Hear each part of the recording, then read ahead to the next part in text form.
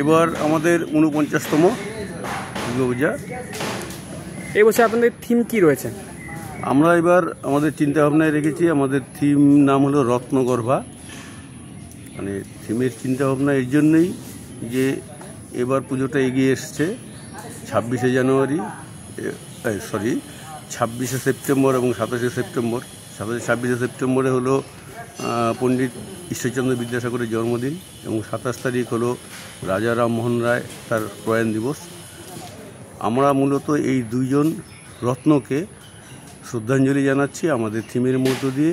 তাদের যে চিন্তাভাবনা, বিশেষ করে নারী শিক্ষা বিস্তারের ক্ষেত্রে তারা যে একটা আলোড়ন করেছেন এবং যার ফলস্বরূপ আজকে আমরা বিভিন্ন নারী সমাজের মধ্যে বিভিন্ন যে যারা স্তরে তারা দাগ কেটে গেছেন, বিভিন্ন স্তরে তাদের নামটাকে উজ্জ্বল করেছেন, তাদেরকেও আমরা আমাদের থিমের মাধ্যমে দেখাবো।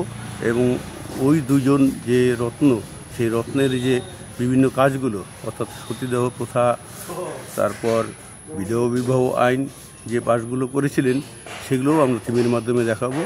এবং নারী শিক্ষার বিস্তারের মধ্য দিয়ে আমরা যে উন্নত যে সমাজটা পেয়েছি, সেই সমাজের যে উত্তরণটা, তার মধ্য দিয়ে আমরা আমাদের থিমের মধ্য দিয়ে সেই নারীদেরকে আমরা তুলে ধরার চেষ্টা করেছি।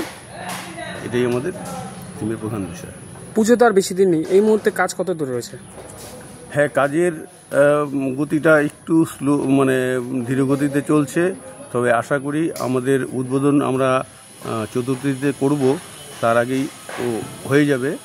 হ্যাঁ, এখন আবহাওয়ার দিকটা একটু দেখতে হয়, এই জন্যই আমাদের চিন্তা একটু সেখানে রয়ে গেছে। তার জন্য কাজের গতিটাকে যেদিনে আমরা একটু ভালো পাচ্ছি সেদিনই আমরা চেষ্টা করছি কাজটাকে আর একটু গুটিয়ে নেওয়ার জন্য। আচ্ছা, এই থিমের পাশাপাশি মণ্ডপ সজ্জায় এই মুহূর্তে কোন কাজগুলো হচ্ছে এই মুহূর্তে?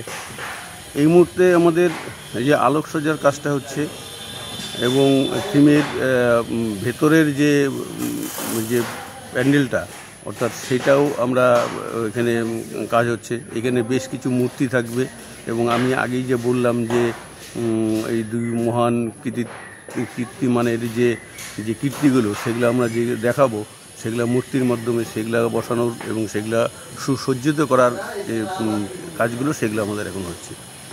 এই যে মণ্ডপ সজ্জার পাশাপাশি মায়ের মূর্তির মধ্যে কী ধরনের বিশেষত্ব থাকছে এবং মায়ের মূর্তি কী থাকছে? এবার মায়ের মূর্তি আমাদের থিমের সঙ্গে আমাদের সবার আগে যেটা বলার কথা যে আমাদের পুজোতে প্রত্যেকবার 3টা করে প্রতিমা থাকে।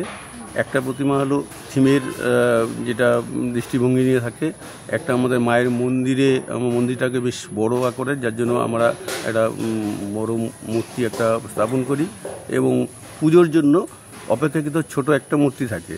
এবার থিমের যে মূর্তিটা, সেটা আমাদের থিমের সঙ্গে সামঞ্জস্য রেখে যিনি থিম মেকার, তার চিন্তাভাবনার সঙ্গে মিল রেখে আমরা আমাদের প্রতিমাটাকে তৈরি করেছি। প্রতিমাটার উচ্চতা কত হচ্ছে এবছর? প্রতিমাটা তৈরি হচ্ছে কৃষ্ণনগরের পাল, সে নিজেই এখানে আসছেন, এসে নিয়ে এখানে কাজটা করছেন এবং মণ্ডপের ভেতরেই কাজটা করা হচ্ছে। কত ফুট উচ্চতা থাকছে এটার? মায়ের উচ্চতা মোটামুটি 18 থেকে 20 ফিট হয়ে যাবে সম্পূর্ণ। এবং নিচ থেকে হিসাব করলে পরে আরও একটু বেশি হবে। আচ্ছা, এই মায়ের মূর্তি মণ্ডপের পাশাপাশি আর কী ধরনের আলোকসজ্জা থাকছে এবছর আপনাদের?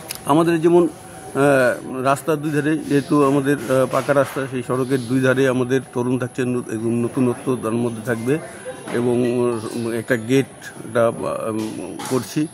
হ্যাঁ, তাছাড়া আমাদের একটা সাংস্কৃতিক, যেহেতু পুজোর কটা দিনে আমরা সাংস্কৃতিক অনুষ্ঠান করি, বিভিন্ন রকম অনুষ্ঠান করি, সেই অনুষ্ঠানের একটা ব্যবস্থা হচ্ছে। আর আমাদের সরকারি যে বিভিন্ন যে নিয়মগুলো, বিশেষ করে সেভ লাইফ বা অন্যান্য যে বিষয়গুলো, সেগুলো করার জন্য একদম একটা জায়েন্ট স্ক্রিন থাকবে। সেই স্ক্রিনের মাধ্যমে আমরা সর্বদাই সেই প্রচারটা করে যাব। পুজোর এই কটা দিন প্রচুর দর্শনার্থী আসবেন আপনাদের মন্দিরে। আমাদের প্রত্যেকবারই তাদের জন্য কি ধরনের ব্যবস্থা থাকছে? প্রত্যেকবারই দর্শনার্থীর সংখ্যা প্রচুর হয়ে যায়। আমরা তাদের নিরাপত্তার কথা চিন্তা রেখে আমরা যে প্রবেশদ্বারটাকে মহিলা পুরুষ এরকম ভাগ করা আমরা প্রথম থেকেই থাকে এবং আমরা সিকিউরিটির ব্যবস্থা করি। আমাদের এক্সট্রা সিকিউরিটি আমরা বাইরের থেকে আনতে হয়, সেজন্য আমাদের প্রত্যেক দিন 25 থেকে 30 জন সিকিউরিটি প্লাস আমাদের মেম্বাররা তো আছেই, অক্লান্ত পরিশ্রম তারা করে এবং তারা করবে। এবং সর্বশেষ যেটা প্রশাসন, ফালাকাটা প্রশাসন আমাদেরকে সর্বদা রকম সাহায্য করে। তারাও সারাক্ষণ যতক্ষণ ভিড় থাকে ততক্ষণ তারা আমাদেরকে সাহায্য হাত বাড়িয়ে দেয়। এই পুজোর এই 4টা দিনের জন্য পুরো জেলাবাসীর জন্য আপনারা কি বার্তা দিতে চাইবেন? আমরা জেলাবাসীর কাছে একটাই বার্তা দেব যে মায়ের পুজো, আসুন আমরা সব রকম ভেদাভেদ ভুলে গিয়ে অন্তপক্ষে এই কটা দিন আমরা একসাথে পুজো উপভোগ করি, মায়ের বন্দনা করি, মায়ের যে বার্তা, মায়ের শুভকামনা, অর্থাৎ অন্যায়ের উপর ন্যায়ের যে প্রতিষ্ঠা, সেইটা স্থাপন করার লক্ষ্যে আমরা এগিয়ে যাই। আপনার নাম এবং আপনার ক্লাব? আমার নাম প্রহ্লাদ দাস, আমি এবারের পুজো কমিটির সম্পাদক। পুজো কমিটির নাম কি আছেন? আমাদের পুজো কমিটির নাম ফালাকাটা কলেজপাড়া সর্বজনীন দুর্গাপূজা কমিটি, পরিচালনায় ফালাকাটা কলেজপাড়া স্পোর্টিং ক্লাব।